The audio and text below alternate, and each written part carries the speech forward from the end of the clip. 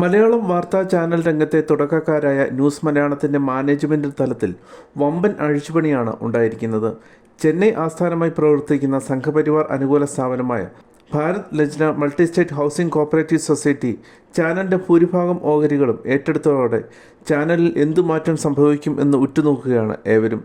പുതിയ കരാർ പ്രകാരം ചാനലിൻ്റെ 60% ഓഹരികളും BLMൻ്റെ കൈവശമായിരിക്കും. നിലവിൽ ഇടത് അനുകൂല നിലപാടാണ് എഡിറ്റോറിയൽ ടീം സ്വീകരിക്കുന്നത്. ചാനൽ പുതിയ മാനേജ്മെൻറ്റ് കീഴിലാകുന്നതോടെ ന്യൂസ് മലയാളത്തിൻ്റെ എഡിറ്റോറിയൽ നയങ്ങളിലും പ്രവർത്തന രീതികളിലും എന്തു മാറ്റമുണ്ടാകുമെന്നാണ് മാധ്യമലോകം ഉറ്റുനോക്കുന്നത്. ഇടത് അനുകൂല മാധ്യമ പ്രവർത്തകരായ സനീഷിൻ്റെയും ഹർഷൻ്റെയും നേതൃത്വത്തിലാണ് ന്യൂസ് മലയാളം പ്രവർത്തിക്കുന്നത്.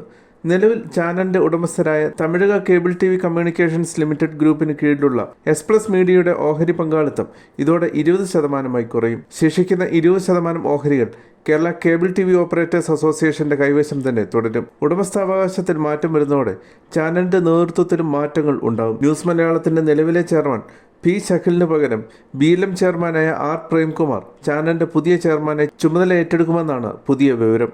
തമിഴ്നാട്, കേരളം, പുതുച്ചേരി, ആന്ധ്രാപ്രദേശ് എന്നീ സംസ്ഥാനങ്ങൾ കേന്ദ്രീകരിച്ച് 2006 മുതൽ പ്രവർത്തിക്കുന്ന മൾട്ടി സ്റ്റേറ്റ് സഹകരണ സ്ഥാപനമാണ് BLM. സംഘപരിവാർ അനുകൂല നിലപാടുകളുള്ള സഹകരണ സംഘടനയാണ് BLM.